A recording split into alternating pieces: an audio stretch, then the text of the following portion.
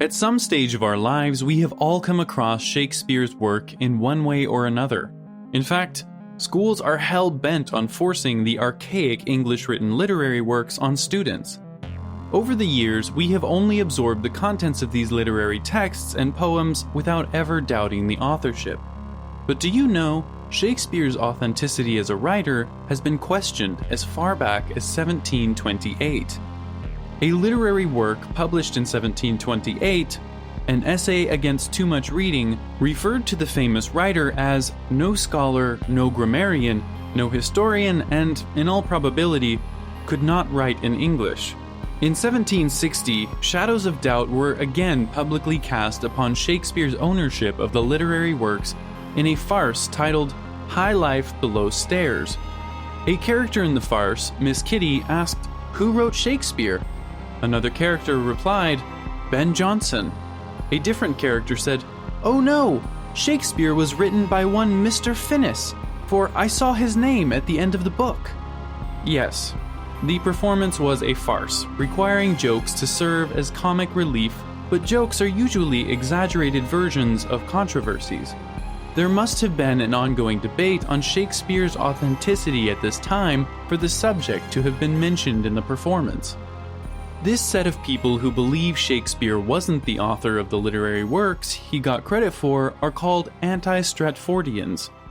Was William Shakespeare just a face, while the brain was someone who remained behind the curtains? In this video, we'll take a look at some of the theories that question the authenticity of this world-renowned writer. Let's get into it. William Shakespeare was born into a poor and illiterate family of 8 in 1564. He was the eldest living child, as his 2 elder sisters died as infants. His father, John, was just a glove maker, and his mother, Mary, was a housewife, leaving the family with little money to sustain themselves. The family lived on Henley Street in Stratford-upon-Avon town. Shakespeare remained in the family home until age 18, when he married 26-year-old Anna Hathaway, whom he had impregnated. 11 years after moving out of his parents' home, he published his first poem, Venus and Adonis. Gradually, he wrote more poems and plays and established an acting company called the Lord Chamberlains, where these works could be performed. Among the plays he wrote specifically for the group were The Tempest, King Lear, and Macbeth. The group often performed for Queen Elizabeth, and in 1603, King James became their patron, after which they renamed it The King's Men. During his life, Shakespeare published 154 sonnets, 2 narrative poems, and at least 37 plays. These literary works cut across subjects of law, court, love, philosophy, politics, and social class, among others. This vast number of subjects he covered in his works is the basis for the anti-Stratfordian theory. The purveyors of the theory believe the poor boy from the lowest class in Stratford-upon-Avon could not have possessed knowledge of so many subjects. They then concluded that the works were not written by him. Let's weigh different views discussing Shakespeare's alleged fraudulence. The first theory we will examine was the first one to be raised. James Wilmot, a reverend and scholar, propounded the Baconian theory in 1781. He postulated that Shakespeare could not have written the works attributed to him because of their versatility, considering he was merely the son of an illiterate glove maker. To prove his theory, he traveled down to Stratton-upon-Avon, where Shakespeare grew up, and searched both the town's local library and local records for any proof of the writer's literacy.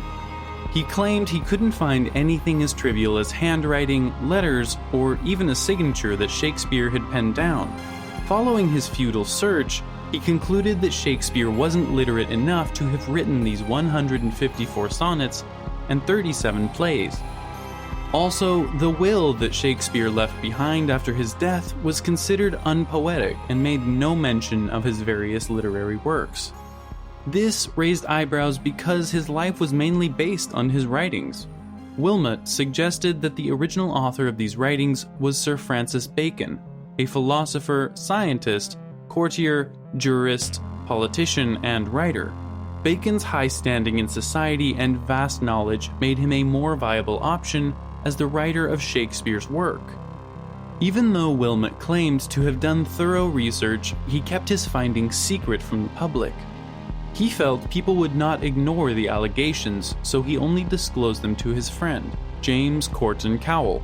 Cowell later revealed all the details in a lecture he gave in 1805. The Baconian theory was popularized in 1857 following the publishing of 2 books on it. One was written by William Henry Smith, and the other by Delia Bacon, a writer and teacher with no relation to Francis Bacon. In Delia Bacon's opinion, Shakespeare's plays were written by a group of playwrights headed by Sir Walter Raleigh, who hinged their works on Francis Bacon's philosophical and intellectual ideas. The second prominent theory on this subject is the Oxfordian. These theorists believe Edward de Vere, the 17th Earl of Oxford, authored the writings in question. The theory was propounded in 1920 by John Thomas Looney, a schoolteacher who wrote a book titled Shakespeare Identified. He explained that Shakespeare's works referenced many foreign cities in the world that Shakespeare had never been to since he never left England. The Earl of Oxford, on the other hand, widely traveled and had extensive knowledge of the places he visited. Looney postulated that the Earl decided to stay anonymous and allow Shakespeare to take the credits for his writings because they discussed certain political matters that could ruin his political reputation if linked to him. Also, lines and passages in the Earl's Bible were reportedly highlighted, and several appeared in Shakespeare's works. In 2011, a movie titled Anonymous was released about the possibility of the Earl of Oxford writing Shakespeare's works. The movie hinted that the elite members of the society who were invited to see Shakespeare's plays were actually friends of the Earl of Oxford. Finally, there is the Marlovian theory, which points to Christopher Marlowe, Shakespeare's rival, as the legitimate owner of the works attributed to Shakespeare. We really do not understand why a rival would help his opposition write splendid literary works.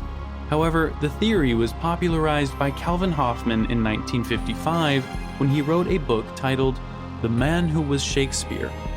Calvin claimed to have noticed similarities between words and phrases in both Marlowe and Shakespeare's works.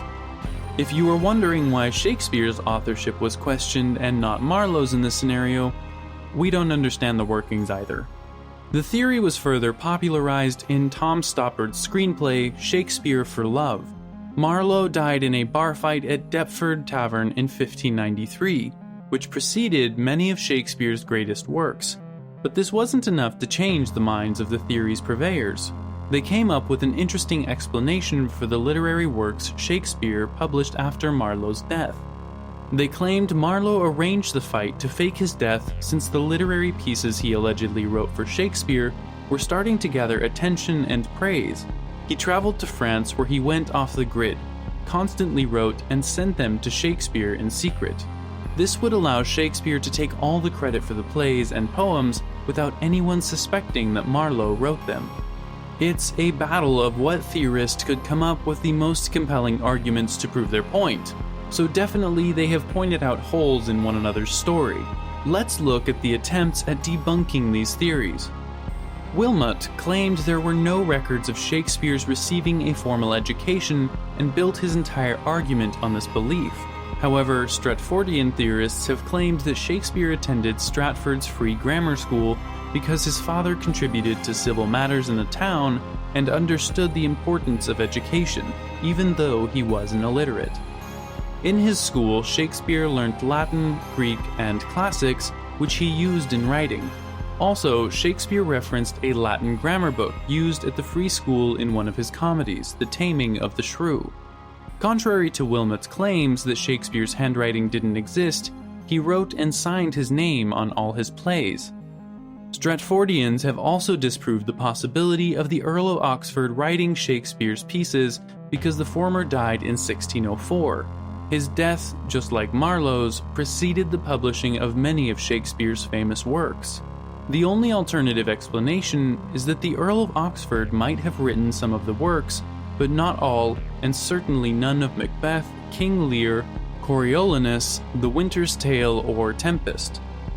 These three theories have labeled the legendary writer William Shakespeare a fraud. But do any of these theories sound convincing to you? Do you believe we've been heaping praises at the wrong person for all this time? Leave us a comment below. Thank you for watching, and we hope you enjoyed the video. Please don't forget to hit the like button and subscribe to the channel. Likewise, turn on notifications so you never miss a video.